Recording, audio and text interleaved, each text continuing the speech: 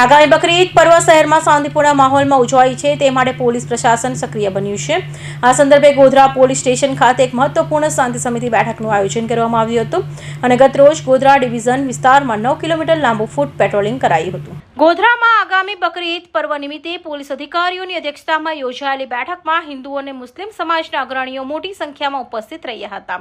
બેઠકોનો મુખ્ય ઉદ્દેશ્ય તહેવારો દરમિયાન શહેરમાં કાયદો અને વ્યવસ્થાની સ્થિતિ જાળવવા તેમજ શાંતિ સલામતી અને સૌહાર્દપૂર્ણ વાતાવરણ જળવાઈ રહે તે અંગે વિસ્તૃત ચર્ચા કરવાનો હતો। તો ગતરોજ ગોધરાના બી ડિવિઝન વિસ્તારમાં 9 કિલોમીટર લાંબુ ફૂટ પેટ્રોલિંગ કરાયું છે।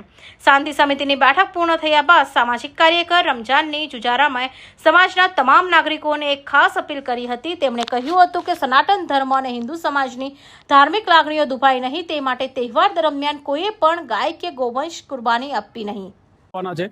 સૌથી પ્રથમ બકરી ઈદ આવશે, બકરી ઈદ પછી મહોરમનો તહેવાર આવવાનો છે, એના પછી રથયાત્રાનો તહેવાર આવવાનો છે। તો આ તહેવારો છે એ સુખ અને શાંતિપૂર્વક રીતે ઉજવાય એટલા માટે આજે અમારા પંચમહાલ જિલ્લા પોલીસ દ્વારા ગોધરા ટાઉન વિસ્તારમાં એક ફૂટ પેટ્રોલિંગનું આયોજન કરવામાં આવેલું હતું, જેથી કરીને જે પણ અમારા નવા અધિકારી છે કે જે કર્મચારીઓ છે એ દરેક એક મહોલ્લાથી વાકેફ થઈ જાય, દરેક ઘરથી એ લોકો વાકેફ થઈ જાય અને અમારા જે બી ડિવિઝનમાં જે ગુનો બનેલો છે એમાં આશરે લગભગ 100 જેટલા આરોપીઓ મારે પકડવાના પણ બાકી છે।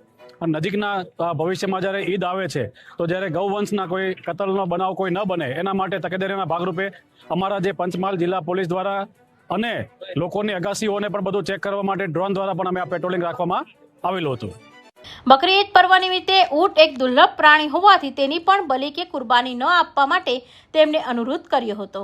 આ અપીલનો મુખ્ય હેતુ તહેવારો દરમિયાન કોમી એકતા, સર્વધર્મ સંભાવના અને પરસ્પર શાંતિ જાળવી રાખવાનો છે। કૌશિક પટેલનો report, Hind TV news, Surat.